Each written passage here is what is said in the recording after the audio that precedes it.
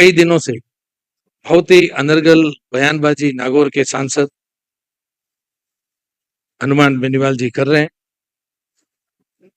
मैं कहना चाहूंगा कि राजस्थान की राजनीति में हनुमान बेनीवाल जी सबसे विश्वसनीय नेता है। उन्होंने हमेशा राजनीतिक जीवन में पाला बदलने का काम किया, उसमें वो एकदम माहिर है।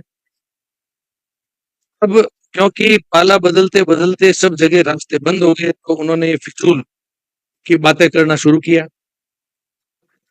क्योंकि सुरक्षित में कैसे बने रहना, राजस्थान का युवा संपूर्ण विश्वास के साथ में भजन लाल जी के इस नेतृत्व में, उनके इस कठोर कार्रवाई के नेतृत्व में संपूर्ण विश्वास में है।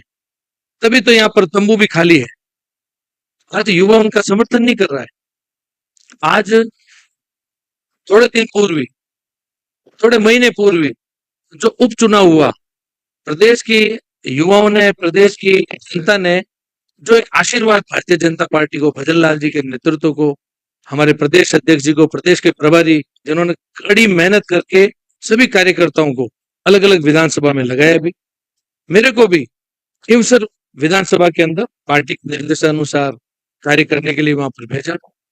वहां पर इनके जो लंबे समय से राजनीति करते हुए जो इनके वहां के झूठ थे, पाखंड थे, उनको जनता ने भी किया। जनता भी उम्मीदवार की तलाश में थी और काफी लंबे कालखंड के बाद में इनको इनके इच्छा अनुसार नतीजे नहीं मिले। इनको वहां पर लंबे समय के बाद में, क्योंकि इनके लंबे समय से बोलते हुए उन झूठ का भी फांस हुआ, लोगों ने भारतीय जनता पार्टी के अंदर विश्वास दिलाकर कमल को वहां पर खिलाया। इनको ये बात काफी बुरी भी लगी और वहां पर चलते चुनाव में इन्होंने कई जगह संदेश भी भेजने का प्रयास किया कि यहां से निकल जाना चाहिए, अलग अलग तरीके के दबाव बनाने के प्रयास किए।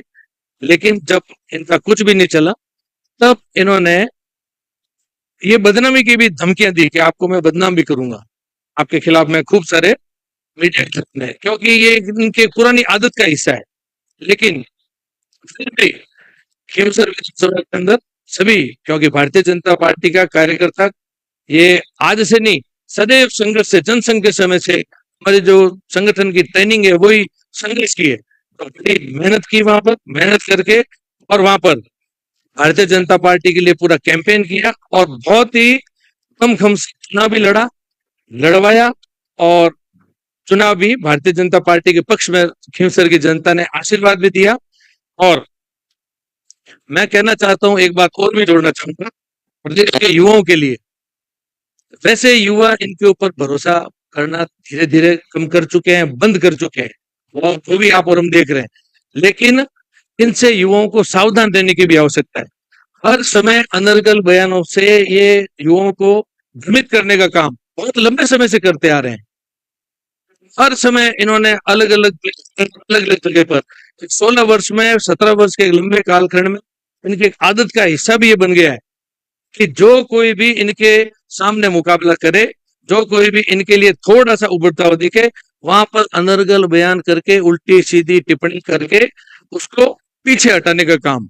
लेकिन इस बार गलत जगह पर ये ऐसा साहस जुटा रहे हैं। इनको ऐसा काम नहीं करना चाहिए था, लेकिन फिर भी उन्होंने युवाओं को, हनुमान बेनीवाल से मेरी एक अपील है युवाओं से चाहिए कि ऐसा ही भर्ती के पेपर लीक की बात तो है और अन्य परीक्षाओं की भी है, लेकिन ये सब तो पूर्ववर्ती सरकार के समय हुआ। फिर आपने पूर्ववर्ती सरकार के साथ में ये कंधे से कंधा मिला करके चुनाव क्यों लड़ लिया? आपको जब इन सब चीजों से विरोध है तो उनके साथ भी इनको हाथ नहीं मिलना चाहिए था।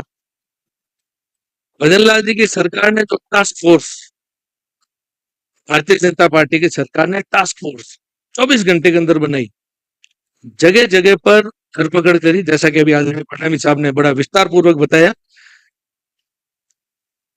और इन्होंने जो सदैव युवाओं को एक नौटंकी सी मचा रखी है, एक सदैव भ्रमित करने का काम, मैं आपको ये दिलाऊंगा, न्याय दिलाऊंगा। मैं कई बार इनको सुनता था कि आप जब भी जाएंगे हमारी सरकार बनेगी, सीने में जाते ही आपको पूछा जाएगा, आप चाय पिएंगे, पानी पिएंगे या ठंडा? हर समय इनके हर बयानों को यदि आप मीडिया के कर्मी जानते हैं, लेकिन सिर्फ मीडिया के कर्मी नहीं, अब विपक्ष की पार्टी भी अच्छी तरीके से जानती है, हर व्यक्ति इनको समझ चुका है, लेकिन इनकी इस आदत की वजह से लोग शायद इनसे घबराते भी होंगे, लेकिन इनको भारतीय जनता पार्टी के कार्यकर्ताओं का स्वभाव अभी तक ध्यान में नहीं है। आने वाले समय में इनको इस चीज का भी पता चलेगा।